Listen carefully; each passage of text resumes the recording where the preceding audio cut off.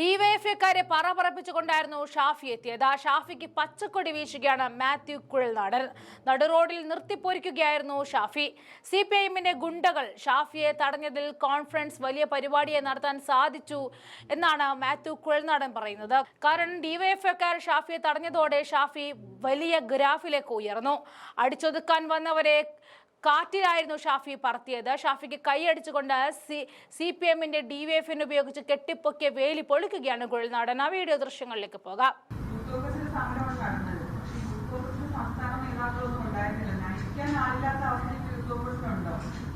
ഇല്ല, അങ്ങനെയൊന്നുമില്ല. നമുക്ക് എല്ലായിടത്തും ജില്ലാ കമ്മിറ്റികളും സംസ്ഥാന ഭാരവാഹികളും മറ്റ് ഘടകങ്ങളും ഉണ്ടല്ലോ. ഇപ്പൊ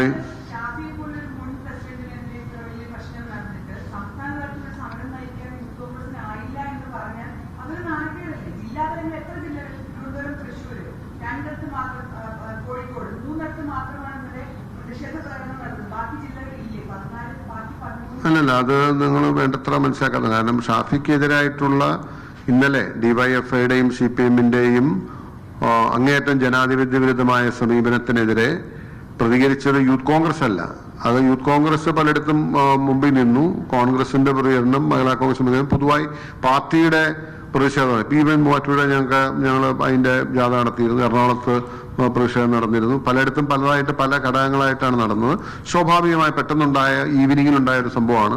അതിനൊരു നാച്ചുറൽ റിയാക്ഷനാണ് ഉണ്ടായത്. എല്ലായിടത്തും തന്നെ നല്ല രീതിയിൽ ഞങ്ങൾക്ക് പോലും വളരെ ഒരു ഇത് തോന്നുന്ന സാറ്റിസ്ഫാക്ഷൻ തോന്നുന്ന രീതിയിലുള്ള വലിയ പ്രതിഷേധം വെറും മണിക്കൂറുകൾ കൊണ്ട് കോൺഗ്രസിന് സംഘടിപ്പിക്കാൻ കഴിഞ്ഞു. അതിന് നല്ല റെസ്പോൺസും ജനങ്ങളിൽ നിന്നുണ്ടായി. കാരണം ഇന്നലെ ഡിവൈഎഫ്ഐയുടെയും സിപിഎമ്മിന്റെയും ഗുണ്ടകൾ അദ്ദേഹത്തെ വളരെ മോശമായി വഴിയിൽ തടയാനും കൈകാര്യം ചെയ്യാനും ശ്രമിച്ചതിനെതിരായിട്ടുള്ള പ്രതിഷേധമാണ് ഉണ്ടായത്.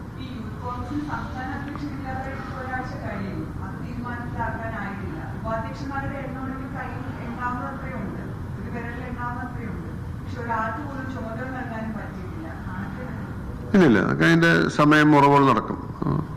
It won't take much time.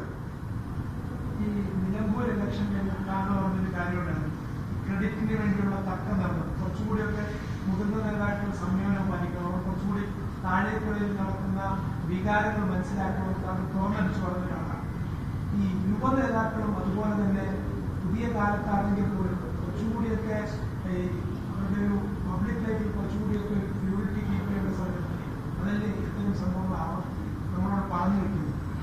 Of course അത് പുതിയ കാലഘട്ടത്തിൽ നിന്നല്ല. പൊതുരംഗത്ത്